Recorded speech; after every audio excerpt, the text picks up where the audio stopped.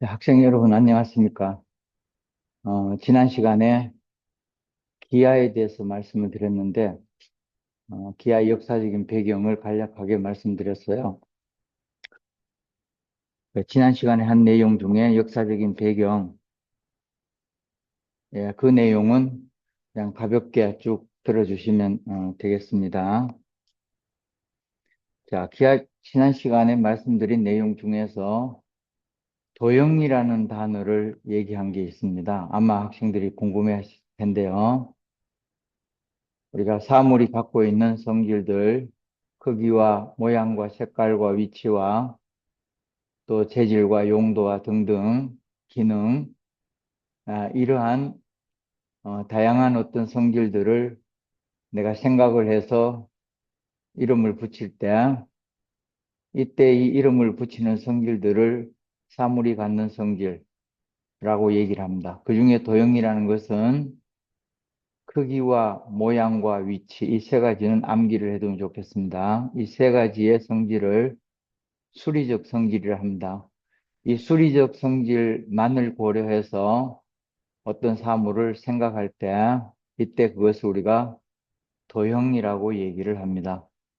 그러니까 도형이라는 것에 다른 성질들을 추가하게 되면 물질의 성질이 되고, 때로는 그것을 그림이라 얘기도 하고 그렇습니다.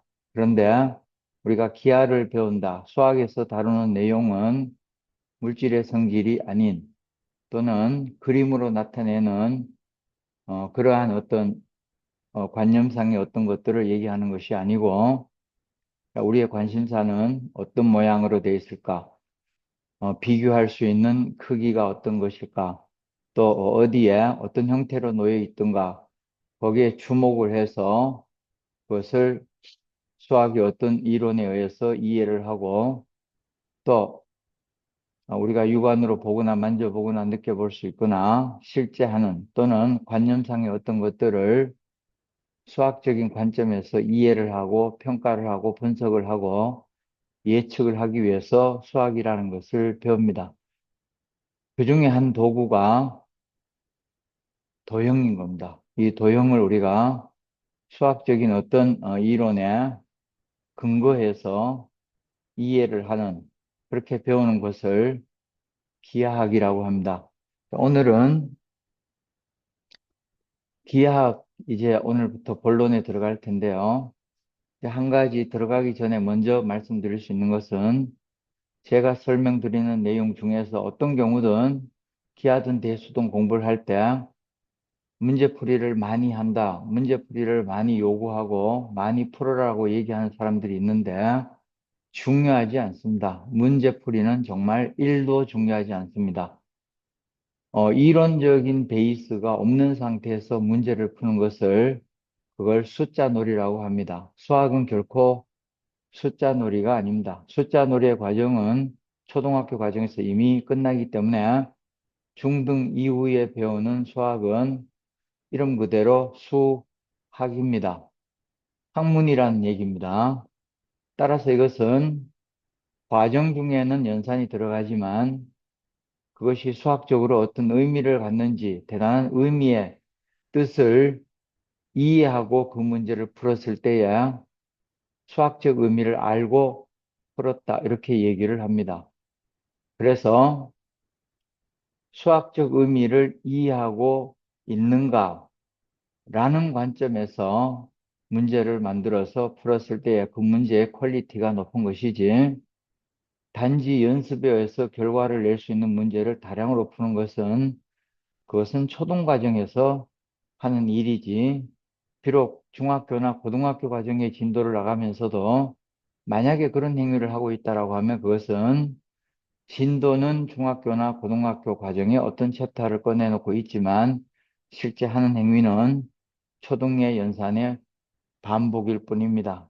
그러한 공부는 결코 깊이 있는 수학을 할 수도 없고 도달할 수도 없고 정복할 수도 없습니다. 제 영상을 시청하는 전국의 학생 여러분, 그리고 또 초등학교 고학년까지는 엄마표로서 해보겠다라고 했을 때 제 영상을 시청하는 학부모도 계실 겁니다.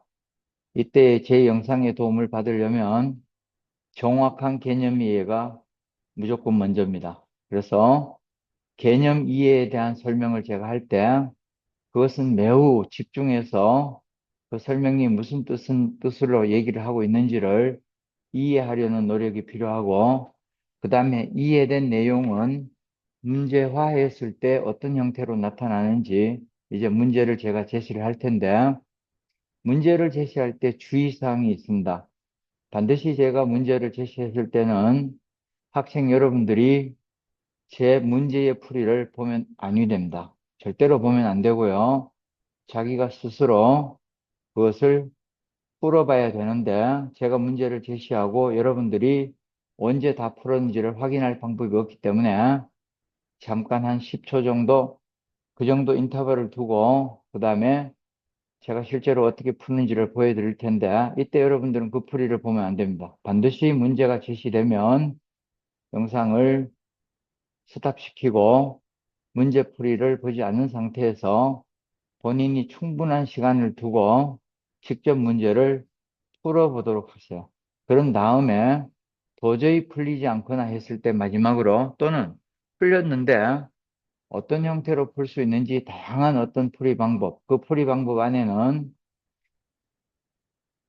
사고의 전환이 필요한 여러 가지 발상을 제가 얘기를 할 텐데, 이 발상이 결코 저는 할 수 있지만 여러분들이 그러한 발상을 마음껏 할 수 있는 유연한 사고, 그것이 길들여지려면 반드시 본인 스스로 그렇게 하려는 노력이 절대적으로 필요합니다. 그래서 제가 풀어본 것을 처음부터 자기의 노력 없이 따라서 풀어보는 것, 또는 풀이를 그대로 답습해서 그대로 재연을 해보는 것, 그런 것은 여러분들 공부에 도움이 별로 되지 않습니다. 결코. 그래서 참고서를 볼 때도 반드시 뒤에 풀이는 보지 않는 게 좋습니다. 간혹 어머님들이 그런 얘기를 합니다. 또는 학생들이 풀다가 도저히 안 풀리는 문제는 어떻게 하나요? 풀지 마세요. 그 문제는 풀지 말고 두고두고 또 생각해보고 또 생각해보고, 그래도 안 풀린다 그러면 어떡하냐? 그래도 풀지 마세요. 풀이를 보지 말란 얘기입니다. 풀이를 보는 순간 아, 이렇게 풀었구나 하고 어떤 느낌이 있겠지만 그것은 내 지식이 아닙니다. 그 책을 지은 저자의 생각이고 저자의 수학적 역량이고 저자의 발상일 뿐이지 그것이 내 것으로 전환되지는 않습니다. 다만 거기에 교훈으로 받아들일 수 있는 것은 저 사람은 저렇게 하는데 난 왜 안 되지라는 자기 반성, 그것은 중요합니다. 그러나 그것을 그대로 답습을 하는 훈련을 통해 가지고는 결코 수학이 깊이 있게 도달할 수가 없게 됩니다. 수학은 어떤 경우든 누가 앞에서 풀어주고 설명하고 혼자서 다 하는 것을 보고 따라하는 것, 그것이 수학이 아닙니다. 수학 실력이 그렇게 해서는 올라가지 않습니다. 때문에 많은 선행을 한 학생들도 과거의 어떤 이미 지나온 내용을 다시 되짚어 물어보게 되면 못 푸는 현상이 비일비재하게 일어나는 이유, 그 이유는 이렇게 했는데 왜 안 될까라는 것은 한 적이 없습니다. 그럼 정확히 뭐냐? 본 적이 있는 거죠. 남이 하는 지식을 구경을 한 적이 있습니다.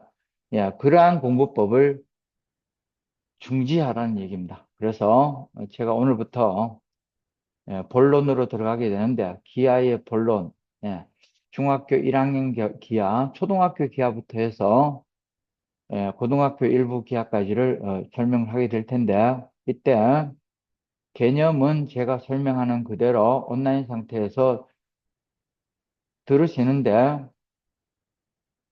이해가 되지 않으면 영상을 되돌려서 다시 듣게 되고, 또 이해가 안 되면 또 되돌려서 보고, 이렇게 하게 되면 이해가 될 겁니다. 다만 그렇게 해서도 이해가 안 돼서 더 디테일한 설명이 필요하다라고 할 때는 저희 학원으로 전화를 하거나, 또는 제 영상 말미에 제 이메일 주소를 공개를 할 텐데요. 그 이메일 주소로 연락을 주시면 제가 가능한 답변을 해드리도록 하겠습니다. 오늘의 주제는 각입니다.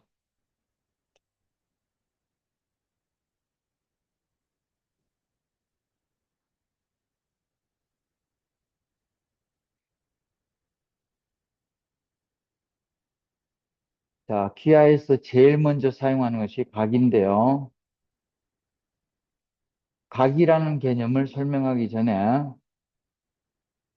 우리가 많은 학생들이나 학부모들이나 학원에서 또는 학교에서 개념이라는 얘기를 많이 합니다. 그런데 개념이 중요하다는 얘기를 무수히 많이 들어봤을 겁니다.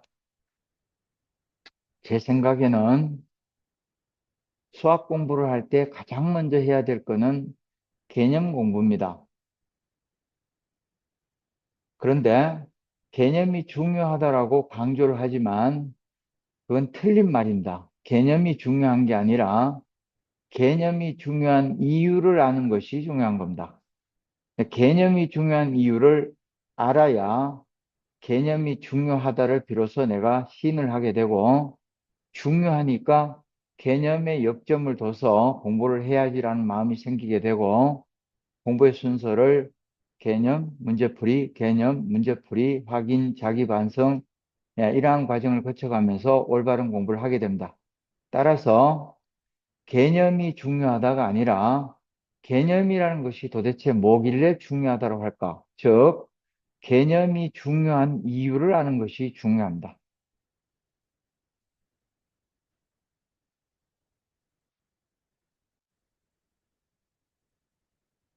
개념은 다분히 철학적인 용어입니다. 영어로 컨셉인데요. 컨셉이란 용어 자체가 철학 용어입니다.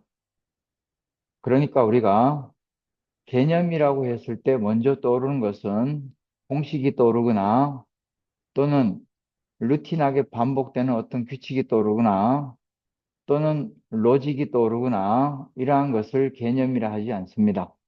다분히 철학적인 용어라는 뜻입니다. 수학에서 수학의 모든 이론의 근거를 개념이라고 합니다. 그런데 모든 이론의 이 근거는 세 가지의 축을 두고 있습니다. 첫째는 공리라는 겁니다.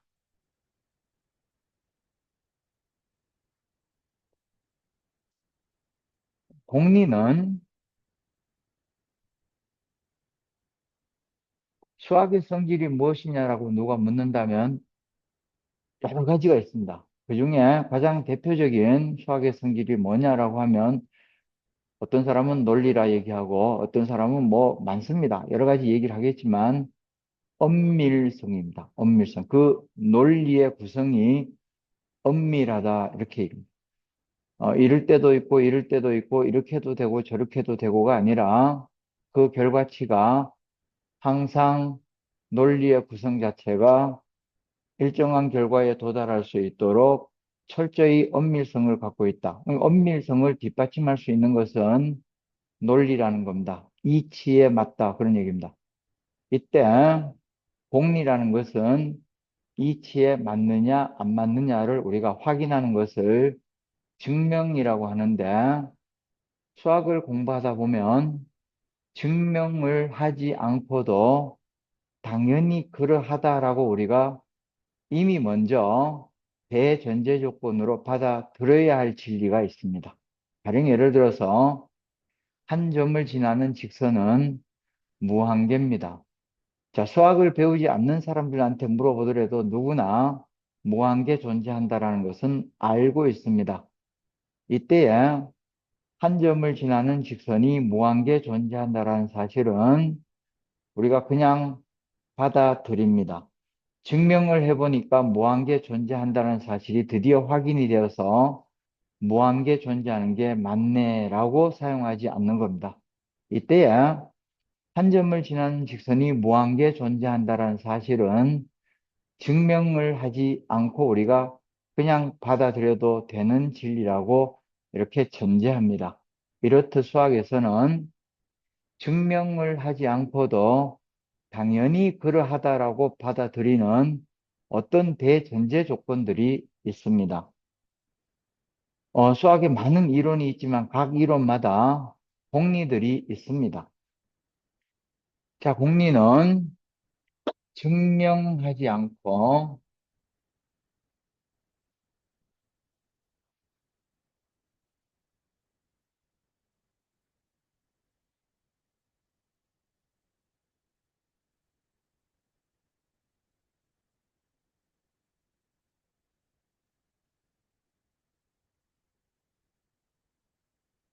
이거를 공리라고 합니다. 가령 예를 들면 자연수는 자연수끼리 무한 더하더라도 자연수가 됩니다. 자연수를 아무리 반복해서 무한계 랜덤하게 더하더라도 결과가 항상 자연수가 됩니다. 이거 자연수의 공리입니다. 정수를 무한 반복해서 더하거나 빼거나 곱하거나 나눗셈 제외하고 이러한 혼합 연산을 무한 반복하더라도 결과는 정수가 됩니다. 정수론에서 받아들이는 공리입니다. 그래서 자연수에서 대전제조건으로 갖고 있는 많은 공리들이 있는데 이러한 공리 체계를 만들어 놓은 수학자가 페아노입니다. 그래서 페아노의 자연수 공리 체계하고 인터넷에 치면은 뭔가 주르륵 뜰 겁니다. 또 실수의 공리 체계라는 게 또 있습니다. 이렇게 수학에서 다루는 어떤 주제마다 공리들이 어떤 것은 많고 어떤 것은 굉장히 짧고 간략하게 이렇게 돼 있는데 기하에서는 유클리드가 5가지 큰 대공리 5가지를 만들어 놓고 기하 이론이 출발이 됩니다. 이 5가지 공리를 유클리드의 5대 공리다 이렇게 얘기를 합니다. 오늘 이 5대 공리 중에 제5번 공리가 대단히 중요한데요. 제5번 공리를 다른 말로 평행선에 관한 공리다 이렇게 얘기를 합니다. 물론 이 평행선이란 용어가 들어오는 순간 인도의 수학자 파스칼라가 만들어 놓은 평행선의 정리 중학교 2학년 때 배웁니다. 18가지가 나옵니다. 예, 그 얘기에 가장 근간이 되는 기초가 유클리드의 제5번 공리가 됩니다. 조금 이따가 그것은 설명을 하겠습니다. 그 다음에 또 하나는 우리가 어떤 현상이나 어떤 기호나 어떤 수식이나 이런 것을 다룰 때에 뭐라고 이름을 명칭을 정해서 통일된 용어로 사용하면 편합니다. 그래서 용어를 통일되게 정해놓은 용어의 약속에 대한 겁니다. 그것을 정의라고 합니다.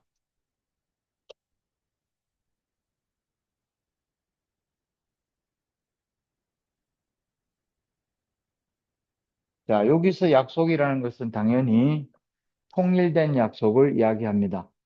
수학을 만든 사람들이 통일된 용어로 사용하자라고 먼저 만들어 놨기 때문에 사실 우리는 새로운 수학 이론이 만들어지기 전까지 이미 우리의 선배들이 만들어 놓은 수학의 세계에서는 그들이 만들어 놓은 용어의 정의를 우리도 그래 그러자 하고 받아들여야 합니다.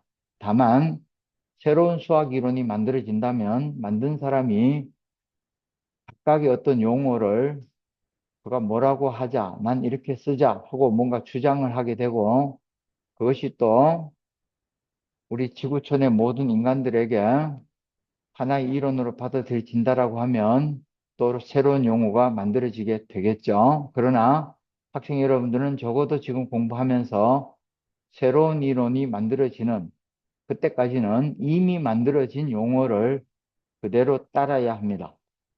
예를 들어서 원의 정의가 뭐냐라고 하면 원은 평면 위의 한 점으로부터 일정한 거리에 있는 점들의 자취 또는 점들의 집합이라고 합니다.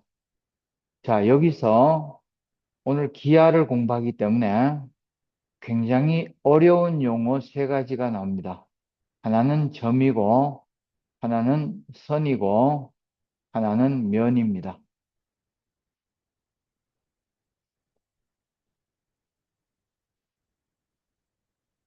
그런데 유클리드의 기하 이론을 우리가 배우다 보면 상당히 난해한 용어 3가지가 사실은 점과 선과 면입니다.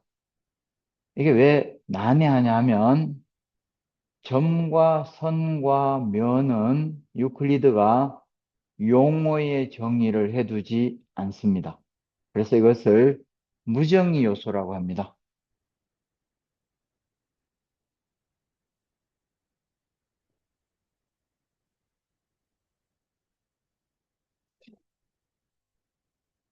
자, 이 점과 선과 면은 정의가 없는 것이 정의입니다. 그래서 무정의 요소다가 답인데,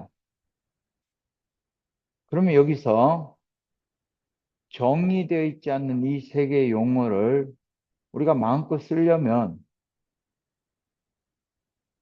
용어를 잘못 쓰거나 아니면 오용을 하거나 오개념으로 그렇게 받아들일 수 있는 여지가 없는가라는 겁니다. 그래서 유클리드는 점과 선과 면을 정의해두지 않은 대신에 우리가 관념적으로 점과 선과 면이 어떤 거다를 알고 쓸 수 있도록 그들의 상관관계로 설명을 합니다.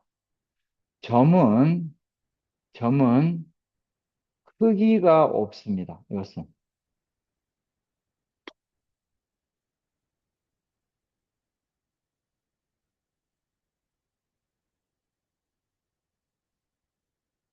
여러분들 어떻습니까?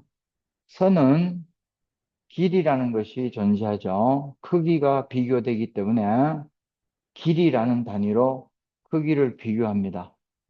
근데 점이 모인 것이 선입니다. 그러면 이게 무슨 궤변도 아니고 크기가 없다라고 했는데 크기가 없는 것을 모으니까 크기가 있다. 이것은 점에 대해서 잘 몰라서 하는 얘기입니다. 점은 우리가 다루는 어떤 사물의 대상이 아니고요. 어떤 사물이 여기에 있었습니다.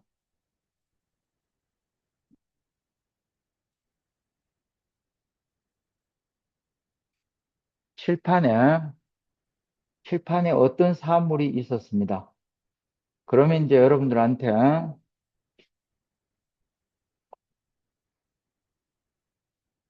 방금 칠판 여기에 뭐가 있었다라고 얘기하면 이 사물이 칠판에 어느 위치에 있었는가를 아무도 모릅니다. 왜냐하면 아무것도 표시가 되어 있지 않잖아요. 그래서 어떤 사물이 어떤 위치에 있었다를 알려주기 위해서 필요한 수학적인 기호, 마크입니다. 그거를 점이라고 합니다. 자, 이렇게 마크를 하고 나면 어떤 사물이 이 자리에 있었다라는 것을 확인할 수 있습니다. 그래서 사물이 여기에 놓여 있었다를 알려주기 위한 수학 기호를 점이라고 하기 때문에 점은 실제로 다루는 대상이 아니고 그 대상이 어디에 있었다를 알려주는 수학 기호를 점이라고 하기 때문에 크기가 없다라고 하는 겁니다. 그러면 선은 점이 모인 것이냐? 자, 그렇게 이해를 하면 또 이제 혼란스러워집니다. 선은 어떤 사물이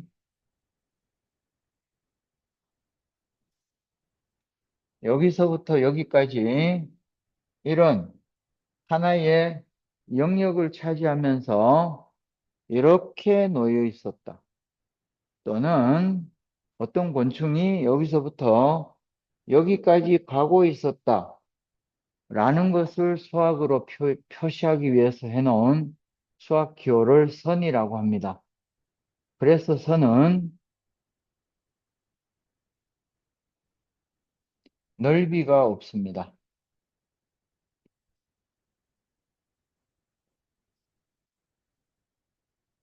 이 선 역시 우리가 다루는 어떤 사물, 그 대상 자체가 아닌 사물이 어떤 영역을 차지하고 있거나 움직였을 때에 어떤 영역을 차지하고 있었다라고 알려주기 위한 기호 또는 어떤 사물이 움직였을 때에 얼마나 움직였다라는 그 흔적을 표시하는 것이 바로 선인 겁니다. 따라서 선은 여러분들이 샤프심으로 하든 연필로 하든 형광펜으로 하든 우리가 그렇게 그렸을 때에 나타나는 그 도형은 실제로 크기가 있지만 그걸 선이다라고 얘기를 할 때는 넓이라는 것을 머릿속에 생각을 하면 안 됩니다. 왜냐하면 내가 그려놓은 그 선 자체가 다루는 대상이 아니고 어떤 것이 여기서부터 여기까지 있었다는 걸 표기할 때 어떤 사람은 샤프 연필로 사용했고 어떤 건 두꺼운 연필로 했고 어떤 사람은 형광펜으로 사용했을 뿐이지 실제 그 크기가 두꺼운 어떤 넓이를 갖는 크기가 있었다고 해서 그렇게 표기한 게 아니란 뜻입니다. 그래서 선은 넓이가 없다라고 얘기를 합니다. 이제 이해가 되나요? 크기가 없는 것이 점인데 점은 크기가 없다. 자, 만약에 초등학생이 이 영상을 듣고 있다면 좀 더 쉽게 설명할게요. 우리 몸에 점이라고 얘기를 합니다. 점이 있습니다. 여러분들 점이 다 있죠? 저도 점이 있습니다. 그 점과 수학에서 사용하는 용어 점은 뜻이 다릅니다. 우리 몸에 있는 점은 실제로 다루는 대상인 사물입니다. 그건 크기가 있습니다. 그래서 우리가 몸에 점이 큰 점이 있다, 작은 점이 있다 이렇게 얘기를 하는 겁니다. 그런데 만약에 여러분들이 얼굴에 점이 있어서 흉하다. 그래서 병원에 가서 시술을 받아요. 레이저 시술로 점을 없애버렸습니다. 이때 누군가가 물어봐요. 너 점이 있었는데 어떻게 된 거냐? 점 뺐다. 어디에 있었는데? 여기에 있었어. 하고 이 보드 마커로 이렇게 표시를 해요. 이렇게 표시를 하고 해서 이 점, 바로 여기에 있는 이 점이야 라고 얘기했을 때 이 점은 수학에서 말하는 점입니다. 레이저 시술로 없앤 그 점은 수학에서 말하는 점이 아닙니다. 실제 다루고 있는 사물 그 자체의 점입니다. 그래서 똑같은 우리말로 점이라고 표현을 하는데 뜻이 다른 점인 겁니다. 그래서 원래 시술하기 전에 있었던 그 점은 크기가 있는 점이고 그 다음에 없애버리고 여기에 바로 이 자리에 있었다고 표시할 때 이 점은 수학에서 다루는 점이라 이 두 개의 점은 뜻이 다른 겁니다. 하나는 크기가 있는 점이고 하나는 크기가 없는. 크기가 있는 점이 여기에 있었던 그 위치를 알려주는 수학 기호로서의 점이 되는 겁니다. 그 다음에 면은 선과 마찬가지로 이렇게 큰 영역을 차지하는 이곳에 어떤 사물이 있었을 때에 사물이 어디 있느냐라고 하면 여기 있다라고 하지는 않습니다. 왜냐하면 사물이 상당히 큰 사물이 있었기 때문에 이만큼 있었다라고 얘기를 해야 사물의 크기도 우리가 추측을 할 수가 있고 놓여 있었다는 위치도 추측을 할 수가 있기 때문에 점이라는 것, 이 용어로만 사물이 있었던 위치를 알려주기에는 한계가 있습니다. 그래서 큰 영역으로 차지하면서 어떤 사물이 크기도 알려주고 위치도 알려주기 위해서 나타내는 이 수학 기호, 이거를 면이라고 하는 겁니다. 따라서 면은 부피를 갖지 않습니다.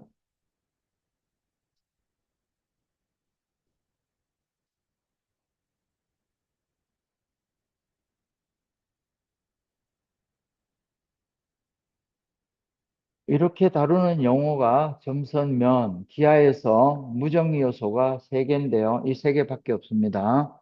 점과 선과 면이 기하에서 다루는 매일 기하 공부를 한다면 무조건 이 세 가지를 다뤄야 된다. 이 세 가지로 구성된 어떤 도형을 우리가 뭐라고 이제부터 공부하게 될 텐데 가장 먼저 우리가 알고 있어야 될 용어, 점, 선, 면. 이 세 가지 용어는 정의로서 설명을 한다면 신기하게도 유클리드가 이것이 뭐다라고 용어의 정의를 해두지 않은, 즉 무정의 요소로서 이 세 가지 용어를 다루게 되는데 이때 방금 제가 설명한 이 내용은 정의를 얘기한 게 아닙니다. 어떻게 보면 성질인데요.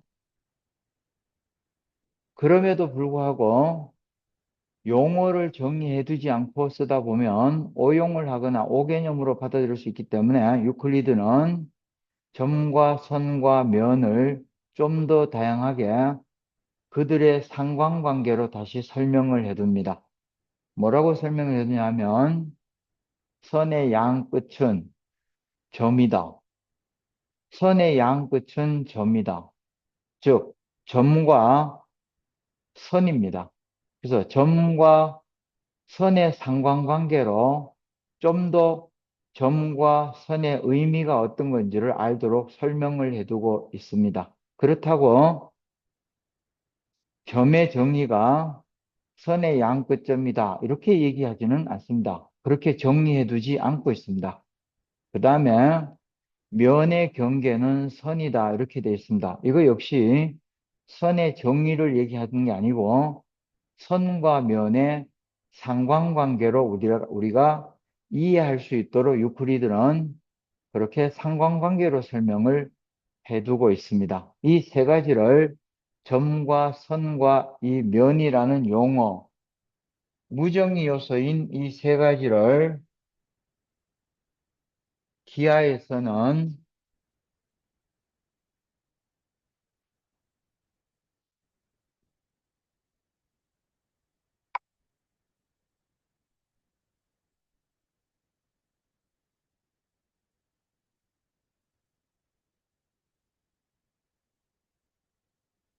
기하의 3대 기본 요소라고 이렇게 얘기를 합니다. 그 말은 기하를 다루는 한은 이들을 이용해서 도형을 만들어낸다라는 얘기입니다. 우리가 작도를 할 때 나타나는 결과는 전부 다 점과 선과 면이기 때문에 이 세 가지 점선 면을 기하의 3대 기본 요소다. 이렇게 이야기를 합니다.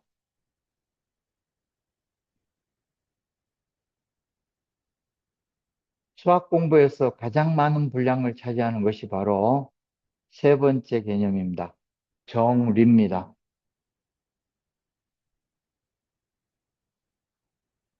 정리는 이치적으로 따져봤더니 그래서 뭐가 되네 또는 그래서 그렇기 때문에 뭐는 안 되네 라는 이치에 항상 합당하도록 나타나는 어떤 논리들과 또는 어떤 이치에 항상 위배되는 어떤 논리들. 그러니까 우리가 학생들이 공부를 하다 보면 증명을 하라 그러면은 항상 참, 그러니까 이치에 맞는 어떤 진리만 증명의 중요한 요소라고 생각하는데 그렇지 않습니다. 우리가 정리라는 것은 증명된 명제 중에 기본이 되는 것, 자, 사전적 용어로 그대로 쓰면요.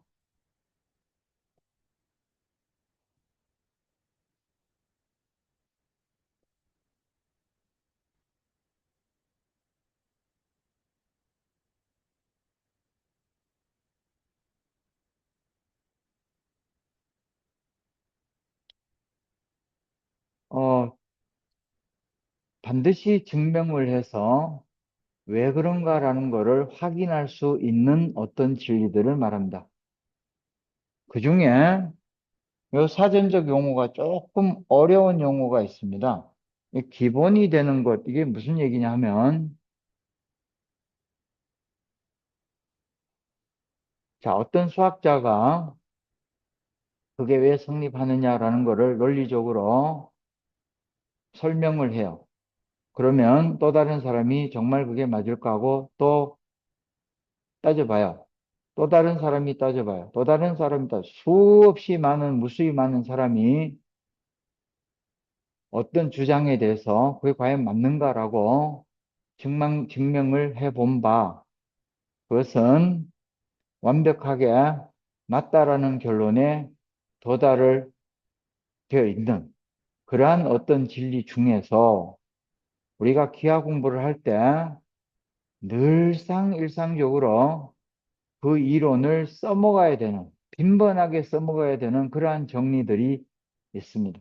그러니까 사용의 빈도수가 그 어떤 것보다 비교할 수 없도록 다분히 많이 사용되는 어떤 그러한 정리들을 모아놓은 것, 그걸 기본이 되는 거라고 얘기합니다. 그러니까 이 기본이 되는 정리는 사실 우리가 시험에서 증명하라라고 이렇게 많이 나옵니다. 전부 이제 정리의 어떤 것들인데요. 그러면 이미 증명이 되어서 시시비비를 따질 필요가 없는 정리인데 그걸 왜 증명을 하라고 하지? 혹시나 그 진리가 참 진리가 아닌 어쩌면 아니다라는 어떤 것이 나올 수 있기 때문에 증명을 하라고 하는 거냐? 정리라고 하는 것은 우리가 이미 그렇다라고 받아들여도 될 만큼 이미 증명이 다 되어 있기 때문에 우리가 그렇다라고 받아들여야 되는 게 정리인데 그걸 증명하라는 것은 질문을 한 의도가 어쩌면 참이 아닐지도 모른다 해서 증명하라는 게 아니고 수많은 사람이 이미 완벽하게 결론에 도달해 놨지만 그 과정 중에 어떤 이치가 있는지를 깨달아서 그거를 지식으로 받아들일 목적으로 증명을 해보라고 하는 것이지 저 안에 정말 과연 그럴까? 그러니까 우리가 다시 한번 해보자라는 의미에서 질문을 하는 것이 아닙니다. 그래서 정일은 반드시 이미 증명된 거니까 난 증명할 필요가 없어가 아니고 누군가가 과연 이게 맞는가라고 증명한 수많은 사람이 있었다면 그 중에 나도 한 사람이다라고 생각을 해서 과연 이거를 어떤 이치에서 이렇게 된다라고 주장하는 것인지 내가 따라가 보는 것은 대단히 중요합니다. 그래서 정리는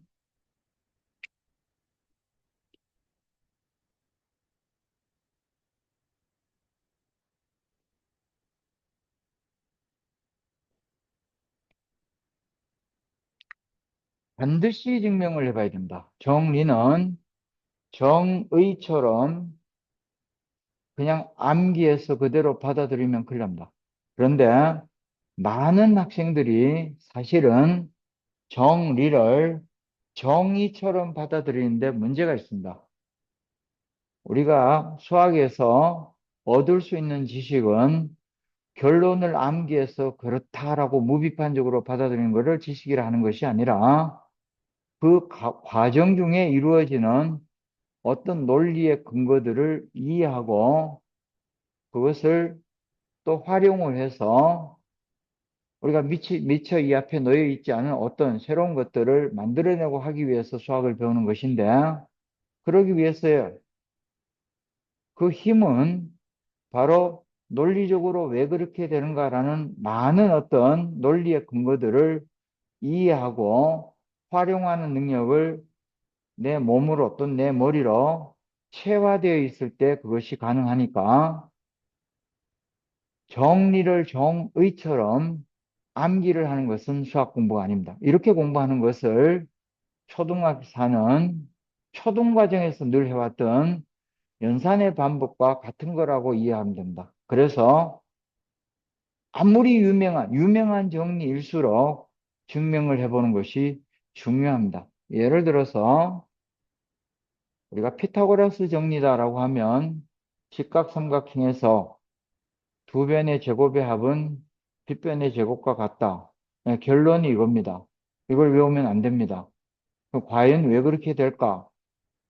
자, 인터넷에 뒤져보면 제가 인사이트 수학이라는 교재를 쓸 때 피타고라스 정리편을 쓰다가 이 피타고라스라는 인물에 대해서 뭔가 앞에 조금 써둘 필요가 있겠다 싶어서 여러 가지 채널을 통해 가지고 검색을 해본 바 피타고라스 정리의 증명 방법이 지금까지 264가지의 증명법이 알려져 있다라고 되어 있습니다. 제가 한 10여 년 동안 피타고라스 정리의 다양한 증명법이 어떤 것이 가능할지를 제 스스로 정확히 10년의 기간을 두고 도전을 해본 적이 있는데 하다가 그때 제가 멈췄습니다. 피타고라스 정리의 증명은 더 이상 저는 하지 않는데요. 새로운 증명법을 찾는 일을 멈추게 됐는데 그 이유는 264가지나 알려져 있다고 하는데 실제로는 그거보다 더 많겠죠. 누가 새로운 방법으로 증명했는지 그걸 누가 다 그것을 알 수가 있나요? 네, 알려진 것만 그 정도라고 한다면 300개 내지는 500개 내지는 1000개도 넘을 수도 있는 겁니다. 그래서 제 생각은 내가 아무리 신기한 방법으로 증명을 했다 하더라도 누군가는 이러한 생각을 해서 증명을 해 봤을 거다라는 생각에서 제가 멈추고 있는데요. 피타고라스 정리가 나오면 학생 여러분들은 최대한 다양한 방법으로 이것을 실제로 증명을 해봐야 됩니다. 이렇게 많이 증명해놓은 거를 나도 증명을 왜 하지? 라고 한다면 피타고라스 정리는 모르는 겁니다. 그럼 여기서 제가 질문, 두 변의 제곱의 합이 과연 빗변의 제곱과 같을까요? 그렇지 않습니다. 피타고라스 정리는 발표된 이후에 상당히 오랜 세월 동안 사장되었던 이론입니다. 거짓이라고 얘기를 했어요. 그것은 수학자들이 지표면에 말뚝을 박아놓고 200 몇 킬로의 선을 긋고 또 직각으로 뭐 300 몇 킬로를 긋고 빗변으로 줄을 이었을 때의 측량을 해본 결과가 피타고라스 정리의 이론에 맞지 않습니다. 또 실험을 합니다. 이러한 실험이 무수히 반복된 실험 결과가 수학서에 남아 있는데요. 그들의 마지막 결론은 참으로 이것이 딜레마에 빠지는 겁니다. 처음에 그들은 아마 이것은 실험 못할 거야. 왜냐하면 200km, 300km 직선을 긋는다는 자체가 어려울 뿐만 아니고 각을 90도로 재서 했다고 하더라도 그 90도가 완벽하게 90도인가라는 것은 의문입니다. 그래서 그들의 생각은 아마도 실험 오차일 거라고 생각을 하다가 그러기에는 오차가 너무 큽니다. 너무 큰 오차가 생기기 때문에 이것이 과연 맞나라는 생각을 실제로 하게 된 겁니다. 그래서 정답은 직각삼각형에서 두 변의 제곱의 합은 빗변의 제곱과 같다는 거짓입니다. 제가 분명히 말씀드리지만 거짓입니다. 그런데 참인 겁니다. 이게 무슨 얘기냐면 피타고라스 정리의 이 이론은 평면 도형에서 나타나는 이론입니다. 그런데 수학자들이 한 실험은 지표면을 놓고 한 겁니다. 지표면이 여러분들 평면입니까? 근데 이것이 기원전 한 3000년 전쯤이라고 한번 가정을 해보세요. 그 당시에 지구가 둥글다 편편하다 이런 이야기가 바다 저 멀리 가게 되면 배가 점점점 안 보이다가 사라져 버린다. 악마의 입이 저기 있다. 뭐 이런 얘기 그때인데 그들은 지구가 평면이라는 사실을 그 구형이라는 사실을 몰랐던 때입니다. 그래서 그들이 한 실험은 복면 위에서 직각삼각형을 만들어 놓고 한 겁니다.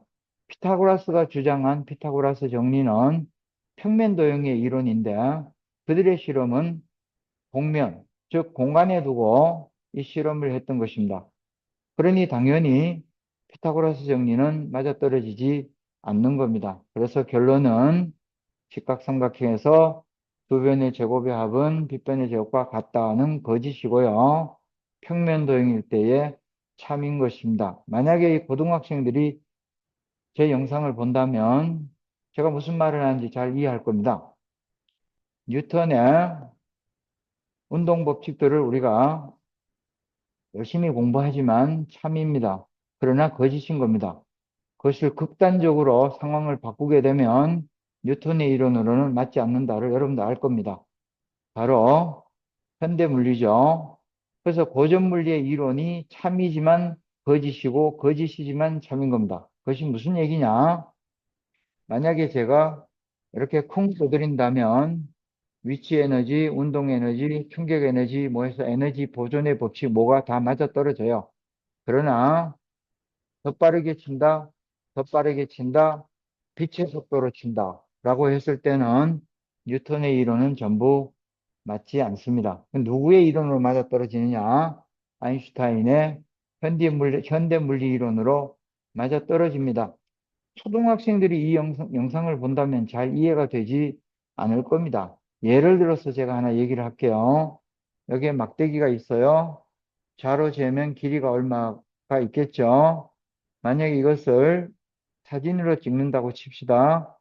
자, 앞에서 사진을 찍으면 이 크기 그대로 예, 사진으로 나타날 겁니다. 그런데 이렇게 움직이고 있어요. 사진을 찍어 보세요.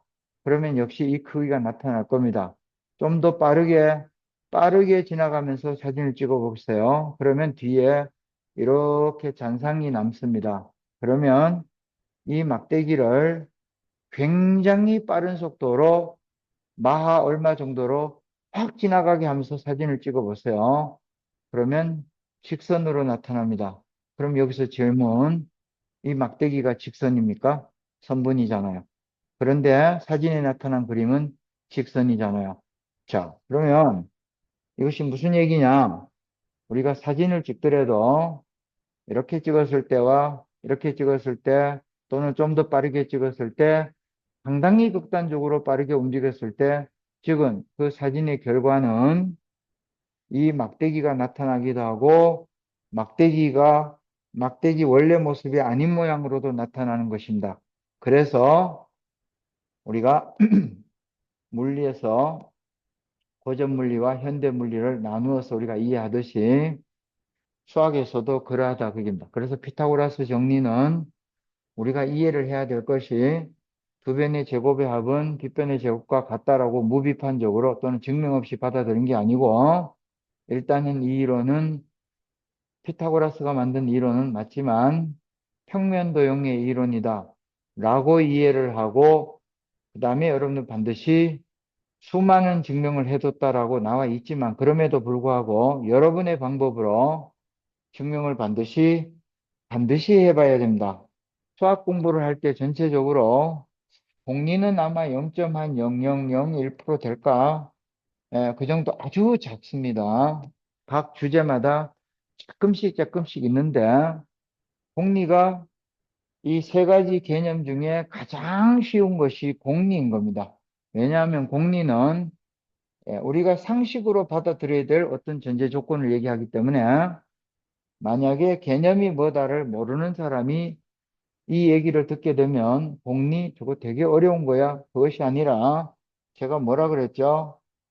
예, 증명하지 않고도 당연히 그러하다라고 받아들여야 될 대전제 조건이라 했기 때문에 공리가 뭐냐 하고 궁금해서 찾게 되면 실망을 하게 됩니다. 왜? 너무 당연한 어떤 이야기들을 해놓은 겁니다. 그 상식의 어떤 얘기들을 해놓은 거를 공리라고 합니다. 그러나 그럼 이거 배제하자가 아니라 이제 이 정리를 공리가 뭐다를 모르게 되면 간혹 증명하라라고 하면 공리를 정리인 줄 알고 증명하는 경우를 자주 봅니다. 전 그런 경우 아주 많이 보는데요. 이것이 공리인지 정리인지 모르고 그것을 증명을 하려고 합니다. 그것은 증명을 하는 게 아니고 당연히 그러하다라고 받아들여도 되는 진리인데 그걸 정리인 줄 알고 증명을 하는 겁니다. 그래서 이것은 공리가 뭔지를 몰라서 일어나는 현상입니다. 그 다음 예, 실제로 우리가 수학 공부를 할 때에 아마 이게 99%더 될 거예요. 이 내용은 전부 정리인데요. 정리가 수학 공부의 대부분을 차지한다. 이렇게 보면 되는데요.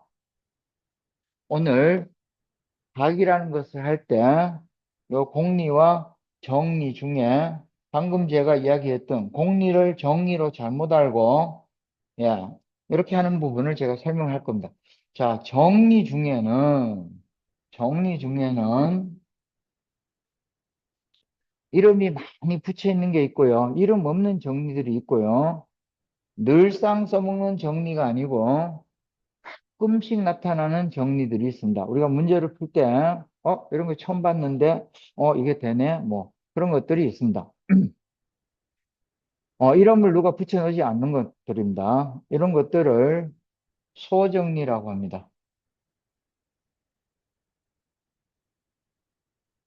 수학에서는 많은 소정리가 있습니다. 많은 소정리요. 가능한 기하 공부를 잘 하려면 많은 소정리를 알고 있어야 됩니다. 정말 많은 소정리. 이 소정리의 전부 이 소정리는 작도의 결과물입니다.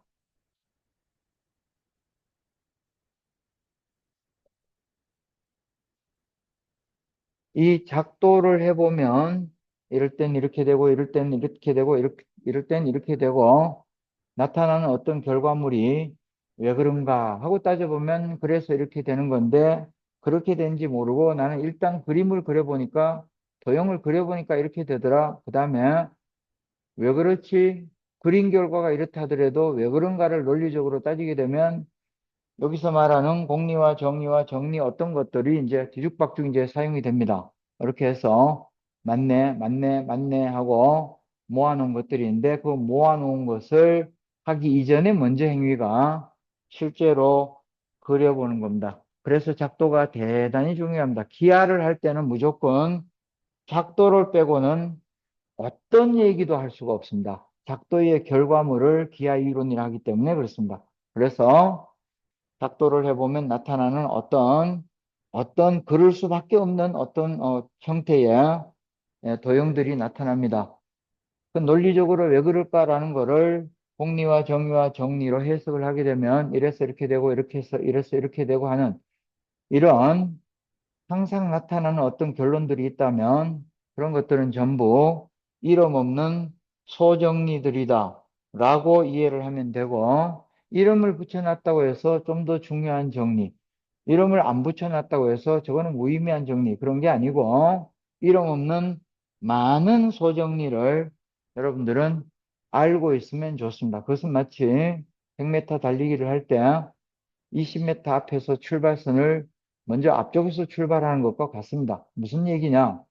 문제를 풀 때 기하 문제에 제시된 그림을 보고 이미 이 그림 속에서 어떤 것은 성립하고 있구나라는 소정리를 발견한 사람이 그 다음에 이 소정리들을 이용해서 그렇다면 어떻게 되지라고 생각하는 사람과 그 안에 소정리가 어떻게 있는 건지를 전혀 모르는 사람이 이제 풀기를 시작해서 막 해봤더니만 이것도 성립하고 이것도 성립하고 이런 것들이 이 안에 성립하는 게 있었네 하고 한참 뒤에 아는 사람은 문제풀이의 속도나 결과나 그 다음에 풀이의 질이나 여러 가지 비교할 수 없이 달라지게 됩니다. 그래서 이 많은 소정리를 아는 학생은 문제 해결 능력이 전혀 차원이 달라지게 됩니다. 따라서 많은 소정리를 여러분들은 가급적이면 알고 있어야 됩니다.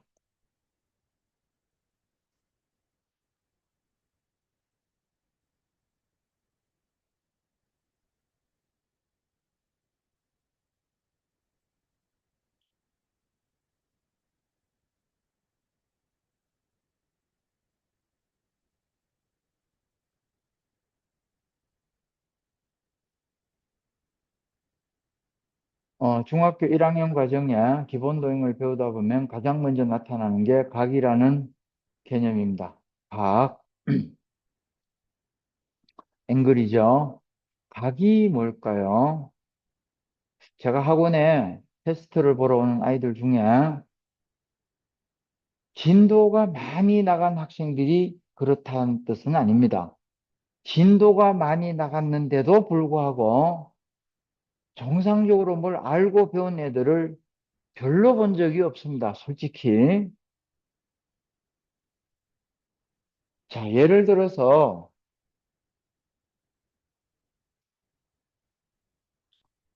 중학교 1학년 기본 도형에서 사각형의 내각의 총합이라는 걸 배웁니다. 공식을 배우죠. 자, 오각형의 내각의 총합이 얼마냐 그러면 금방 합니다. 540도라고 얘기를 합니다. 여기서 질문, 540도가 어떻게 생긴 거니 그려봐라 그러면 540도가 어떤 형태의 각을 얘기하는지를 아는 학생을 본 적이 없습니다. 만약에 이 영상을 보고 있는 학생들이나 학부모들 또는 아이들 앞에 서서 가르치는 선생님들이라면 학생한테 물어보세요. 몇 도냐라고 한 다음에 다음 질문이 중요합니다. 540도가 뭐냐라고 물어보세요. 자, 심지어 이런 학생을 본 적이 있습니다. 이런 각이 있느냐, 이때. 이런 각이 있느냐, 이때, 있냐, 이때, 이때. 다 더하면 얼마냐? 540도. 그럼 540도는 어떤 거냐? 없대요. 이게 뭡니까? 있는 것을 모았더만 없어졌어요. 이게 웃지 못할 이야기인데요. 실제 영상을 보고 있는 학부모들이 계시다면 내 자녀한테 물어보면 똑같은 얘기를 할지도 모릅니다. 540도가 뭐냐를 아는 학생이 있다면 각을 압니다. 그만큼 각이라는 것은 기하를 배울 때에 가장 먼저 이해하고 있어야 될 도구인데요. 각이 뭔지를 모르는 겁니다. 이때 우리는 뭐라 그러냐? 넌 개념이 안 돼 있다. 이렇게 얘기를 합니다. 540도를 맞췄을 때에 개념이 안 돼 있다라고 하지 않습니다. 개념이 안 돼 있습니다. 뭔지 모르니까 개념이 안 돼 있는 겁니다. 그럼 맞췄잖아요? 문제 풀 때. 이때 뭘 했냐? 너는 산수를 할 줄 안다. 이렇게 얘기를 하는 겁니다. 이거 더해서 540도가 된다를 산수를 한 거지 수학을 한 건 아닙니다. 왜? 540도가 뭔지를 모르는데요.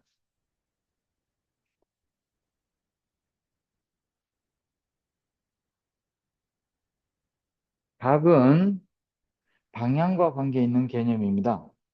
물리에서 측정값을 두 가지로 분류를 합니다. 방향과 관계 있는 측정값을 벡터값이라 합니다.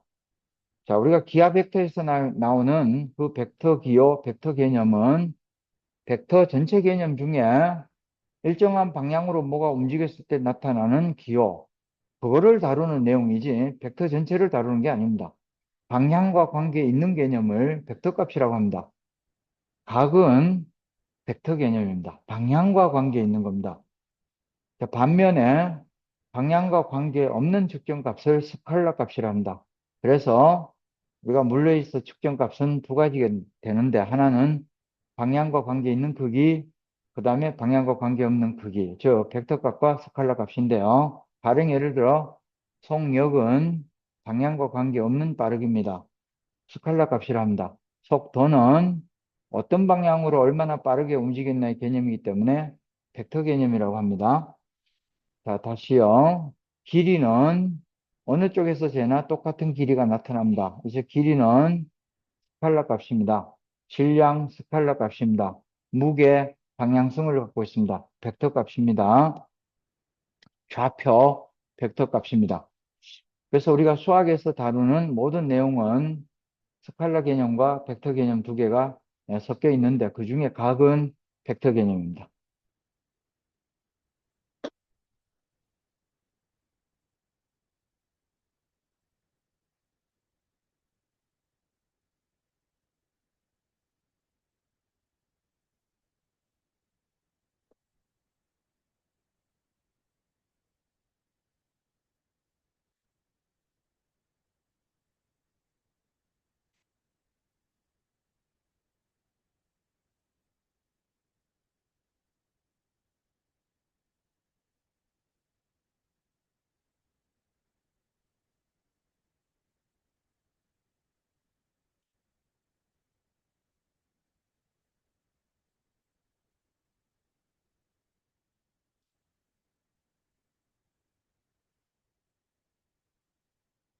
여기 반직선이 하나 있습니다.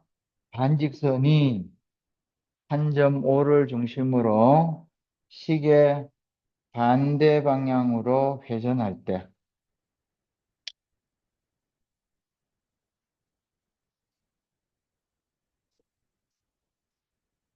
이때 제일 먼저 출발하는 이 반직선을 최초로 시작하는 출발선이다. 그래서 이거를 시초선이라고 그럽니다. 자, 초등학생들은 이 용어를 처음 들어볼 수 있습니다. 중학교 과정에서 다루지 않는 용어입니다.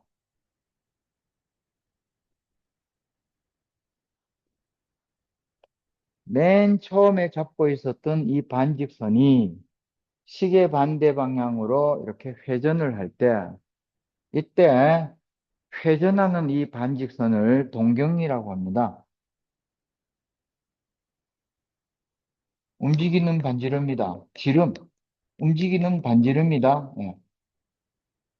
이때 반직선이 한 점 O를 중심으로 시계 반대 방향으로 이렇게 회전을 할 때, 이때 이 두 반직선,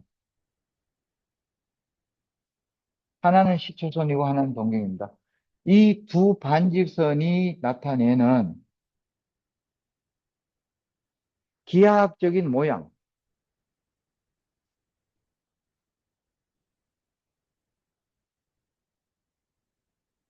이 그림을 각이라고 하는 겁니다. 어, 그래서 우리가 각을 나타낼 때 각 A, B, C다 하고 표시하는 요 기호가 바로 얘를 얘기합니다. 요 밑에 깔려 있는 얘는 시초선을 얘기하고 요거는 동경을 얘기하는 겁니다. 그래서 시초선과 동경, 이 나타내는 기하학적인 형태를 형상화한 거를 각의 기호라고 하는 겁니다.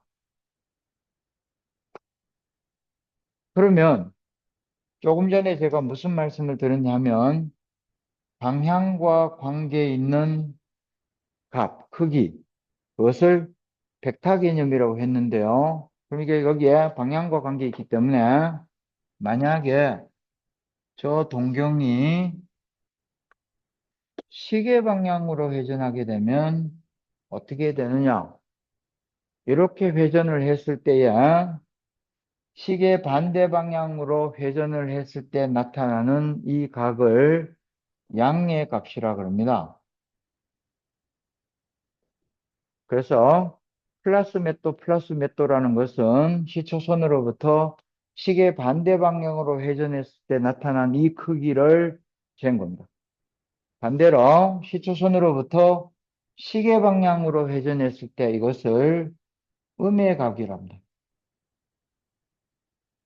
그래서 고등과정을 배우게 되면 사인 마이너스 310도, 코사인 마이너스 120도 뭐 이런 얘기가 나오는데 그것은 시초선으로부터 이쪽으로 회전했다라고 가정하고 이쪽에 각을 얘기를 하는 겁니다.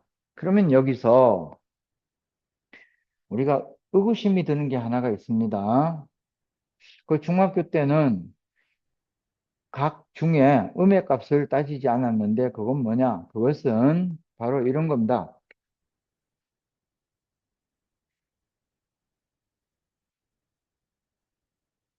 두 개의 직선이 교차했다면 교각이 두 개 나타납니다.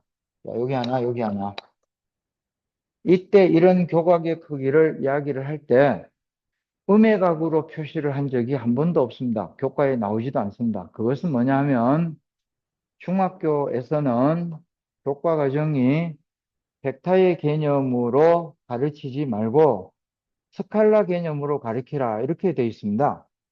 그러니까 무슨 얘기냐면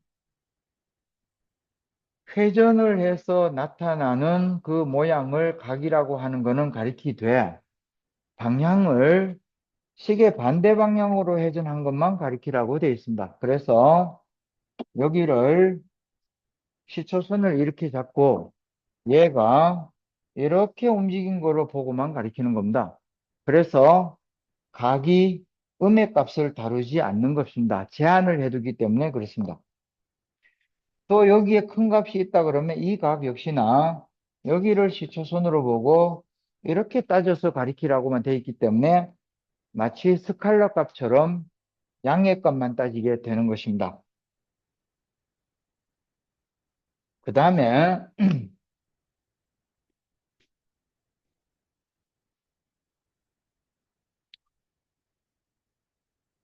이렇게 반직선이 시계 반대 방향으로 회전할 때 이 두 반직선이 나타내는 모양, 이 모양을 각이라고 하는데 각 도는 도가 정도입니다. 정도. 그래서 여기 정도라는 거는 뭐를 얘기하느냐? 회전의 정도를 얘기합니다. 회전.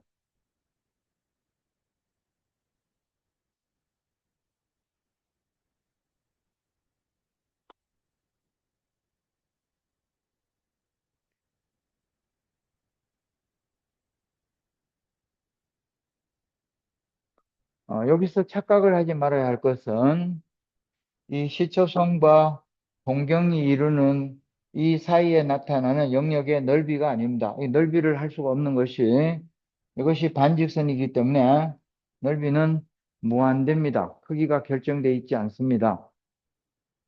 무슨 말씀이냐면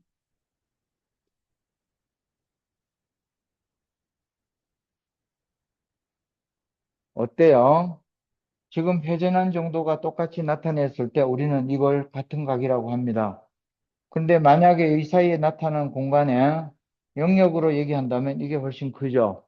예, 그래서 각도라는 것은 시초선과 동경 사이에 나타나는 넓이가 아니고 동경이 시초선으로부터 회전한 회전의 정도입니다. 반직선이 회전한 정도 그 크기를 각도라고 합니다. 이제 다음 시간에 각을 다루게 되면 많은 용어가 있습니다. 이걸 용어를 분류 기준에 따라 정리를 해두지 않게 되면 혼란스럽습니다. 수학에 이런 게 굉장히 많습니다. 용어가.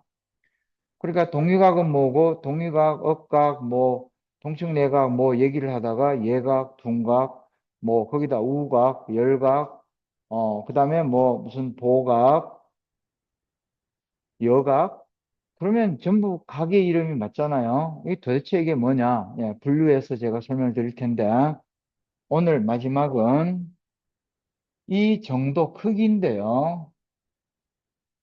각도는 반직선이 회전한 정도를 각도라고 하는데, 그러면 얼마나 회전을 했을 때 계량화, 즉 수치로 나타내서 얼마라고 얘기를 할 거냐?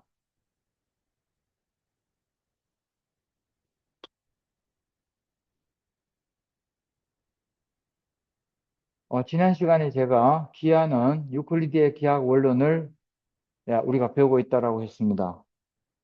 인간이 기하 공부를 하는 한은 모든 이론은 유클리드의 기하 원론이 근본입니다. 그 내용을 가지고 하는 겁니다.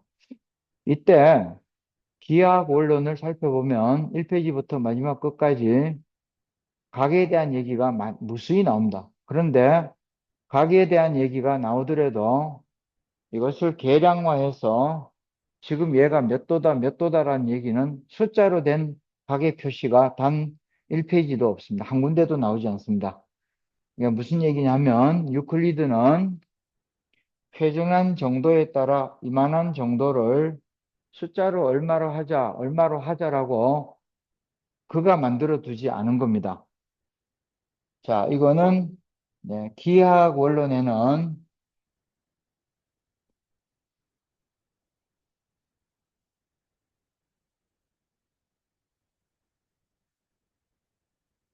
그럼 여기서 우리가 궁금하죠?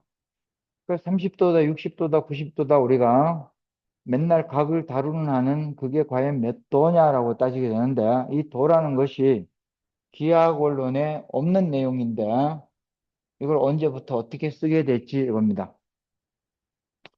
각 도에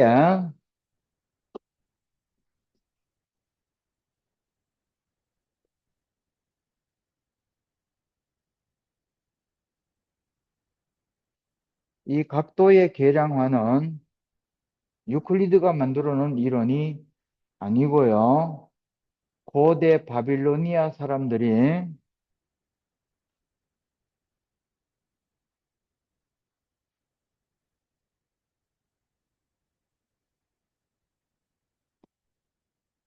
고대 바빌로니아인들이 이 고대 바빌로니아인 그러면 역시 기원전 거의 3000년 전 얘기입니다. 아주 옛날 얘기입니다. 그 당시에 바빌로니아인들은 천문학이죠. 오늘날 말하면 지구의 자전과 공전과 태양계의 어떤 것들을 그 당시에도 저게 뭘까라고 했습니다. 이때에 그들이 지구의 1년 자전, 1년의 자전의 주기가 얼마나 될까를 그들이 계산을 했는데 이 자전의 주기가 360일이라고 그들은 이해하고 있습니다.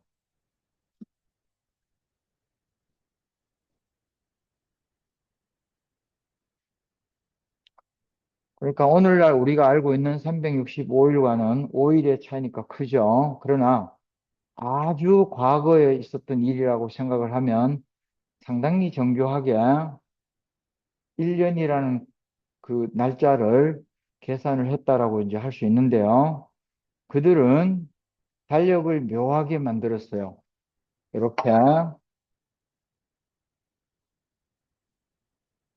막대기를 하나 그어 놓고 이거를 1월 1일이라고 하고 하루가 지나면 또 그 옆에 막대기를 또 하나 이렇게 그려요.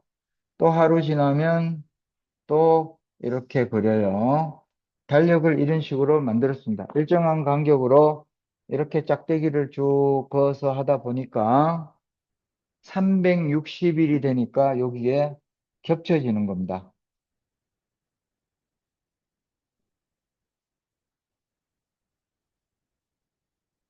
이 막대기가 360개를 그리니까 1월 1일 날 그렸던 막대기와 일치하는 겁니다. 자, 방금 제가 뭐를 그렸죠? 바로 가계 정리를 그린 겁니다. 그래서 유클리드가 가계 크기를 계량화해 두지 않은 이 내용이 이거 굉장히 해프닝이죠. 수학에서 해프닝은 많이 있습니다.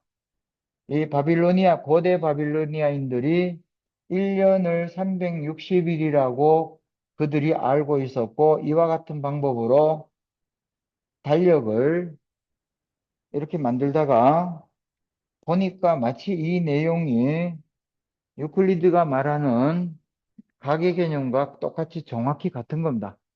그래서 아하, 동경이 이렇게 한 바퀴 돌아왔을 때에 이 회전한 정도를 그들이 사용하는 이 날짜의 개념을 가계 개념으로 사용하면 좋겠다 하고 그렇게 쓰기 시작한 겁니다. 이렇게 해서 오늘날까지 전수대에서 내려온 것이 각 도에 대한 계량화의 이 값들입니다. 그래서 이렇게 한 바퀴 뺑 돌아왔을 때 이 크기를 그들은 360일이라고 했는데 유클리드가 얘기한 가계 개념을 여기에다가 그대로 접목을 시켜서 사용하게 되면 동경이 시초선으로부터 한 바퀴 돌아서 원래 위치로 왔을 때 360일이니까 이만큼 회전한 정도를 360이라고 쓰자. 그래서 거기에 어느 순간에 누군가가 각 도의 단위, 오늘날 우리가 사용하고 있는 60분법의 단위, 도라는 단위입니다. 이 도라는 단위를 거기에 붙여서 이렇게 내려와서 오늘날 지구인들에게 전수가 되어서 지금은 이게 굉장히 합리적이다 하고 모두가 받아들여서 각 도의 크기의 계량화에 대해서는 그게 뭔가 모순이 있다든지 또는 비논리적이라든지 뭐 그러한 이유로 그걸 수정하자라고 하지를 않고 우리가 다 받아들여서 오늘날 우리가 몇 도 몇 도라는 이 개념을 그대로 받아들이고 있는 겁니다. 그래서 가계 크기를 계량화한 거는 유클리드의 그가 만들어 놓은 논증기하의 개념이 아니고요. 그가 만들어 놓은 개념에다가 계량화한 것은 이렇게 굉장히 하여튼 이상한 그 해프닝에 의해서 이렇게 만들어진 거다. 그리고 우리가 90도다라는 거는 이만큼 쪼개게 되면 절반 회전한 거니까 나누기 2를 해서 평각을 180이라 하는 거고, 이렇게 쪼개게 되면 평각을 다시 나누기 2 한 거니까 우리가 직각을 90도다 라고 우리가 받아들이고 있는 겁니다. 그러나 이 우리가 사용하는 이 90도를 이걸 30도라고 하자 하고 받아들이면 그럼 또 30도가 되는 거예요. 물론 이미 직각이 90도라고 받아들여져 있기 때문에 이거를 갑자기 바꿔가지고 이 정도 크기를 30도라고 하자고 바꾼다면 상당히 불편함이 있을 겁니다. 왜냐하면 우리는 이 크기가 너무 일상화되어 있고 상식적으로 받아들여 있기 때문에 새로운 상식을 받아들이려면 상당한 노력이 필요해서 굳이 그럴 필요가 있느냐. 그렇게 하더라도 상관은 없지만 대단히 불편함이 있고 혼란이 생길 겁니다. 그래서 공부하는 학생 여러분들은 몇 도다 혹시나 기하학 원론을 집에서 궁금해서 보는 사람들은 각 도라는 것이 크기가 숫자가 한 번도 안 나오는데 그럼 우리가 배우는 이 기하가 유클리드의 논증기하를 배운 게 맞느냐? 이런 의구심이 들게 되면 여러분들이 몰랐던 사실 하나가 여기에 있다. 이렇게 말씀드릴 수가 있습니다. 예, 수학에서 해프닝이죠. 예, 앞으로 뭘 제가 설명하다 보면 이거 말고도 해프닝이 여러 가지 좀 있습니다. 그때마다 말씀드릴 겁니다. 자, 오늘은 가계 도입부, 그 다음에 그거보다 먼저는 수학에서 말하는 개념이 뭘까?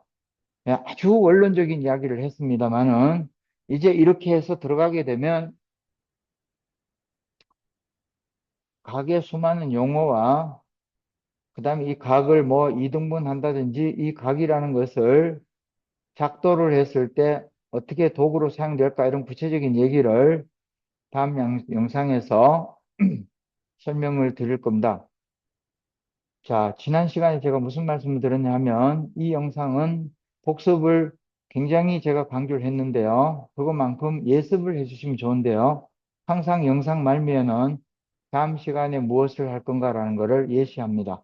그러니까 영상 말미에 있는 다음 시간에 할 주제를 여러분들이 듣고 그 주제에 대해서 한번 인터넷을 뒤지든 어떤 참고서를 펼쳐서 보든 예습을 좀 해두고 이 영상을 보게 되면 훨씬 영상 보는 효과가 커질 거라고 생각이 듭니다.